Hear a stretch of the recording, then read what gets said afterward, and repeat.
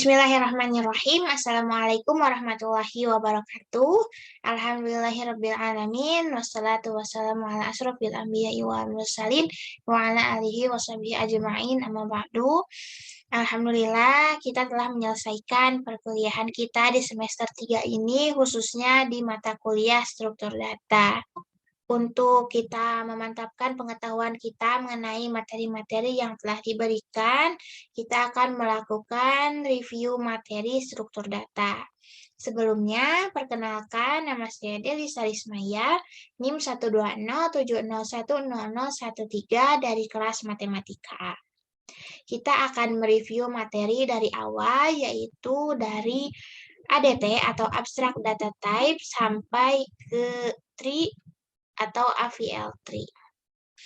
Ada beberapa pokok bahasan yang akan kita bahas di review kali ini, yaitu yang pertama ada ADT atau Abstract Data Type, itu meliputi definisi, karakteristik, komponen penyusun, dan istilah-istilah, langkah penyusunan, desain ADT, dan implementasinya. Yang kedua, itu ada array dan linked list. Array dan linked list ini merupakan struktur data yang bisa kita gunakan untuk mengimplementasikan atau menyajikan ADT ini. Itu kita akan membahas definisi, sifat, operasi, ilustrasi, serta perbedaan dan persamaan di antara keduanya.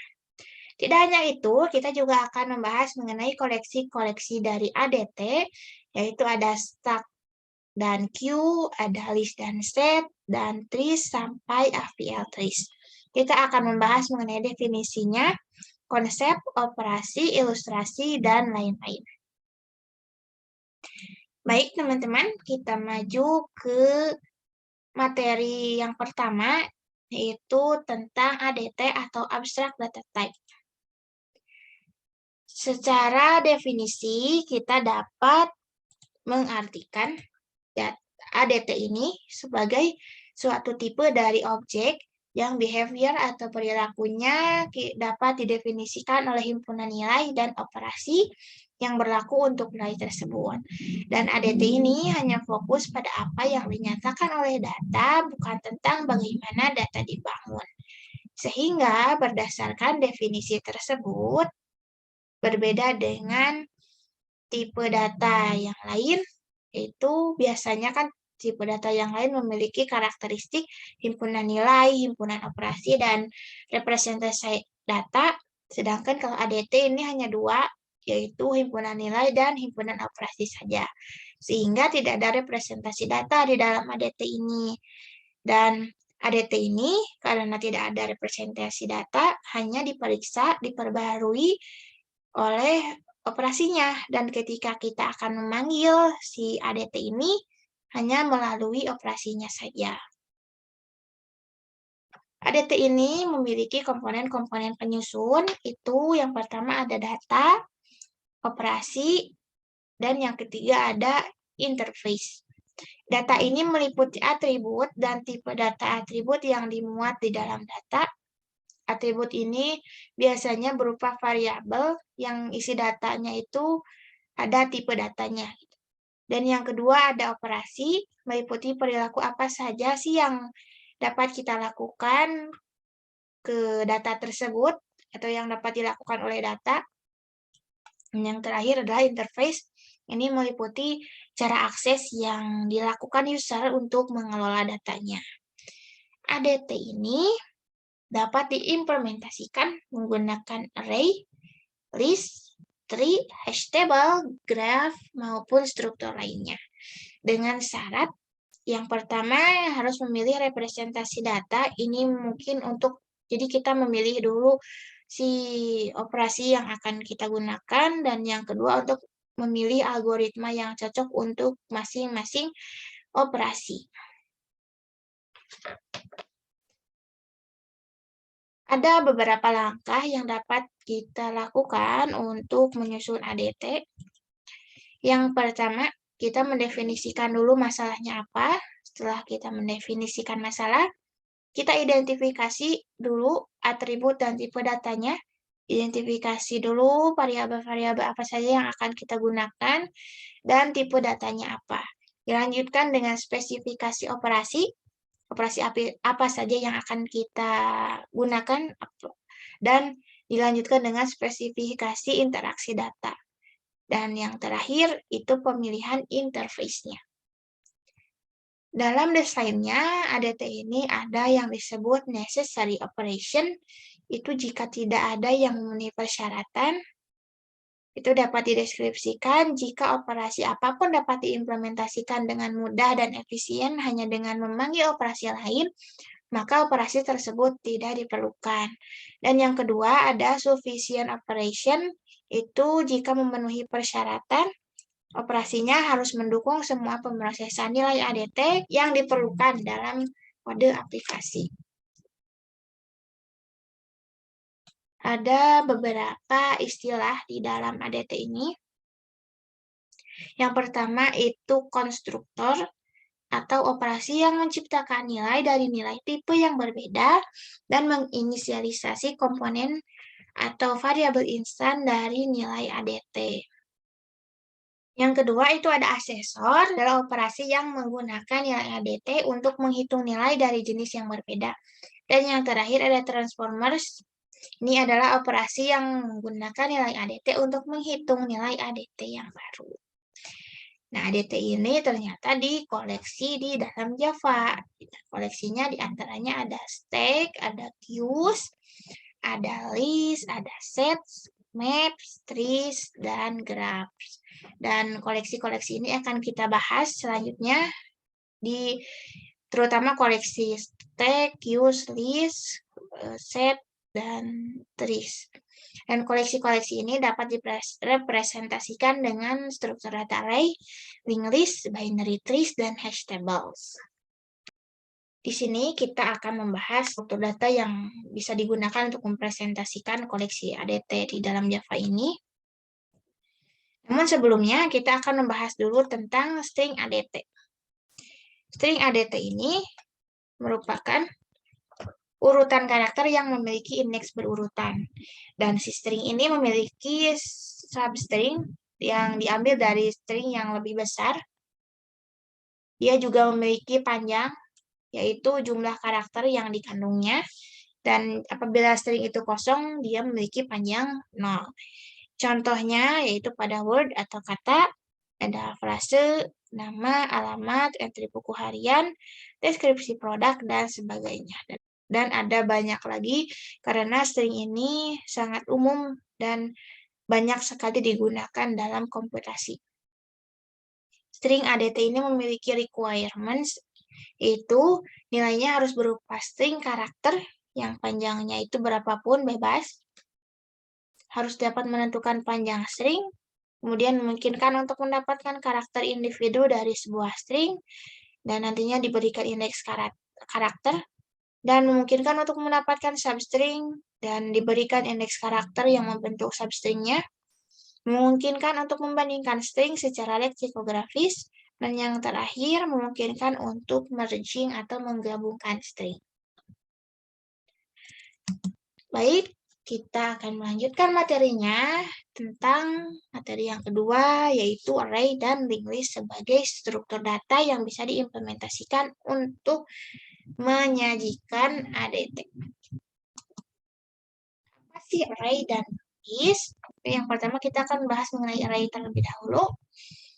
Secara definisi, array ini merupakan tipe data terstruktur untuk menyimpan sejumlah data dengan tipe yang sama dalam satu variabel. Sehingga array ini dapat menjadi solusi untuk kita menyimpan data yang banyak tapi tipenya sama. Itu kita ringkas ke dalam satu variabel di dalam array. Bagian yang menyusun array disebut elemen array atau isi, dan masing-masing elemen ini dapat diakses menggunakan indeksnya. Indeks array itu biasanya dimulai dari 0. Sehingga apabila kita mempunyai 5 data, maka 5 data ini jumlah indeksnya itu ada 4 karena dia dimulai dari 0. Ada berbagai jenis array. Yang pertama ada array satu dimensi, array 2 dimensi dan ada array multidimensi. Dan array multidimensi ini biasa digunakan dalam operasi matriks.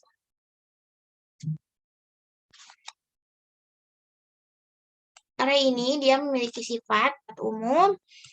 Yang pertama, panjang array ini ditetapkan ketika array dibangun. Yang kedua, setiap komponen array dia memiliki indeks yang tetap dan unik. Ketika kita akan mengakses komponen array, baik itu memeriksa atau memperbarui, itu kita menggunakan indeksnya. Dan array ini merupakan tipe data yang bersifat statis, artinya memiliki keterbatasan dalam alokasi memorinya. Nah, keterbatasan dalam alokasi memori ini disebabkan karena di ciri yang pertama tadi, array ini panjangnya sudah ditetapkan ketika dia dibangun. Yang terakhir, array ini memiliki subarray yang dapat kita ambil dari array yang lebih besar. Selanjutnya, mengenai pemesanan array. Bagaimana kita ketika akan memesan array, kita bisa menuliskan nama array-nya, nama underscore array. Ini apabila kita membutuhkan jarak antara kata pertama dan kata kedua, kita jangan lupa persyaratan-persyaratan untuk menulis nama variabel. Kemudian kita tulis array sebagai tipe atau strukturnya, dan di dalam kurung siku ini n of tipe data. Ini contoh untuk array satu dimensi, dan jika dua dimensi di sini ditambahkan si kurung sikunya. M dan N ini merupakan jumlah maksimal elemen yang dapat ditampung oleh array. Dan pemesanan ini dilakukan di sini ya. Tadi kan ada pemesanan ketika array dibangun di sini. Ditulis di kurung siku ini. Contoh di kehidupan nyata, penyusunan buku pada rak buku, kemudian penyusunan sepatu. Ada juga ilustrasi di penumpang yang duduk sesuai dengan nomor kursinya, dan kita ilustrasikan penumpang sebagai elemen yang mengisi array. Array-nya itu adalah tempat duduk yang berjajarnya, kemudian nomor-nomor kursinya itu sebagai indeksnya. Dan ada banyak lagi contoh yang lain. Array ini memiliki operasi-operasi. Di antaranya ada penyisipan, penghapusan, searching, ini untuk mencari elemen jika ada, dan ada juga searching for sorted array, ini untuk mencari elemen dari komponen-komponen array yang terurut. Dan yang terakhir ada merging atau menggabungkan array. Di sini ada ilustrasinya. Ilustrasi array, ini array yang memiliki n atau maksimum isi datanya ada 6 dan jumlah indeksnya ada 5, karena indeksnya itu tadi ya dimulai dari 0. Misalkan kita akan menamai array ini adalah nilai-nilai siswa, sehingga dapat kita beri nama, contoh penulisannya nilai underscore siswa titik 2 array, dan ini dalam kurung sikunya 6 sebagai jumlah maksimum elemen yang dapat ditampung oleh array of integer. Si tipe datanya itu tipe integer. Ini contoh pemesanan yang dapat kita gunakan untuk nantinya jika dibentuk, bentuknya itu seperti ini. Sekian tentang array, kita lanjutkan materinya ke materi linked list. Linked list ini dapat kita definisikan sebagai struktur data yang linear. Ini berupa urutan node yang disertai dengan link untuk menghubungkan ke node lain. Si linked list ini berbeda dengan array. Kalau array tadi bersifat statis, kalau linked list ini bersifat dinamis. Artinya dia bebas menambah atau mengurangi banyaknya elemen, karena alokasi memorinya tidak terbatas. Kalau array, dia pembentukannya dilakukan di awal, jadi si elemennya itu maksimum yang dapat dimasukkan berapa itu dibentuknya di awal. Sedangkan kalau list itu elemennya disimpan di dalam node yang dibentuknya itu sambil berjalan sesuai dengan instruksi atau keinginan usernya. Dan link list ini dapat diilustrasikan seperti gerbong-gerbong kereta api yang terhubung oleh pengaitnya. Si gerbong-gerbong sebagai nodenya, kemudian penumpang yang ada di dalam gerbong itu sebagai elemen pengisinya, dan si pengaitnya itu sebagai link yang menghubungkannya. Di dalam link list ini, itu ada beberapa istilah yang harus kita kenal. Yang pertama ada node, itu sebagai tempat menyimpan data. Ada link sebagai penghubung antar node. Ada head, adalah pointer kepala. Ada tail sebagai pointer ekor. Ada null link sebagai node yang tidak mempunyai link ke node lain. Ada suksesor sebagai node setelahnya. Dan ada predecessor sebagai node sebelumnya. Link list ini itu dia hanya dapat diakses dari head ke tailnya saja, sehingga yang didefinisikannya itu adalah pointer, head, dan tailnya. Ini adalah ilustrasi dari link list. Ini sebagai head yang terhubung langsung ke first node atau node pertama. Si A ini sebagai elemen pengisi nodenya. Dan si node dia memiliki link yang menghubungkan ke node lain, dan node yang tidak memiliki link ke node lain itu dia null link atau tidak ada link. Bagaimana cara kita mengakses link list? Berbeda dengan array, ketika kita akan mengakses array itu kita tinggal menyebutkan indeksnya saja. Jadi array itu cocok untuk melakukan pencarian atau pengaksesan secara acak, karena dia dapat diacu secara langsung dengan indeksnya tanpa melalui elemen-elemen lain. Artinya, kalau link list itu dia perlu melalui elemen-elemen lain. Atau bisa kita rincikan cara-cara untuk mengakses link list. Yang pertama, gunakan pointer yang mengacu ke node yang dimaksud. Awal atau header dari list harus diacu sebuah pointer yang biasa diberi nama head. Dan pointer current, ini ada pointer baru, current atau biasa disingkat cur, itu digunakan untuk memindahkan pengacuan kepada node tersebut atau untuk melakukan traverse sampai kita menemukan node yang dimaksud. Misalkan cur ini, current ini kita sama dengan kan head. Kemudian current ini akan bergerak terus sampai dia bertemu dengan node atau elemen yang kita maksud. Ada macam-macam link list. Yang pertama itu single link list. Single link list ini berupa link list yang dia hanya memiliki satu variabel pointer saja, di mana si pointer ini hanya mengacu ke node setelahnya. Sedangkan si double link list itu dia memiliki dua buah variabel pointer, yaitu untuk pointer ke node setelahnya dan untuk ke node sebelumnya. Ilustrasinya dapat kita lihat di sini. Untuk yang single link list, itu dia punya satu link saja ke node setelahnya. Dan ini yang double link list, dia punya pointer ke node setelahnya dan ke node sebelumnya. Dan kalau yang si link list ini, si tailnya itu menuju ke 0, sedangkan yang double itu head maupun tailnya menuju ke 0.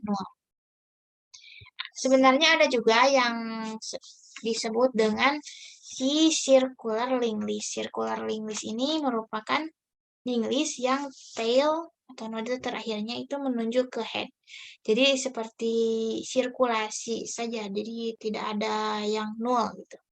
Dan ada dua jenis dari circular link list ini, yaitu ada single dan double. Ada beberapa operasi di dalam link list ini. Yang pertama ada insertion, itu untuk menyisipkan elemen. Ada deletion untuk menghapus elemen. Searching untuk mencari elemen, dan merging untuk menggabungkan list. Perbedaannya dalam penghapusan, di sini link list dia mempunyai 3 jenis penghapusan. Ada penghapusan di posisi pertama, ada penghapusan di posisi terakhir, dan ada penghapusan di posisi tengah. Jadi ada penghapusan di sini di node pertama, ada penghapusan elemen di node terakhir, dan ada juga penghapusan di node tengah di sini. Baik, itu mengenai linked list. Array dan linked list ini dapat kita lihat perbedaannya di antaranya. Kalau array, dia itu merupakan koleksi linear dari elemen data. Sedangkan linked list itu koleksi linear dari node. Jadi dia berupa node yang disusun secara linear. Dan yang kedua, array dia menyimpan data dalam lokasi memori yang berurutan. Sedangkan linked list dia tidak menyimpan node dalam lokasi memori yang berurutan. Array dia dapat diakses secara acak menggunakan indeksnya. Sedangkan linked list dia hanya dapat diakses secara berurutan dari head ke tail. Jadi ketika kita akan mengakses suatu node di dalam linked list, apabila dia tidak berada dalam head ataupun tail, kita harus melakukan traverse sampai kita menemukan node yang dimaksud. Array ini yang paling nyentrik perbedaan antara array dan linked list, yaitu jumlah memori array itu yang sudah dipesan sejak awal atau statis. Dia sifatnya statis. Sedangkan linked list dia sifatnya dinamis. Artinya jumlah memori yang dapat digunakan itu dia dapat ditambah sesuai dengan kebutuhan. Itulah penjelasan mengenai array dan linked list sebagai implementasi struktur data yang dapat kita gunakan untuk merepresentasikan atau menyajikan ADT atau menyajikan data. Penjelasan lain mengenai koleksi ADT seperti stack, queue, dan sebagainya itu akan dijelaskan di video selanjutnya.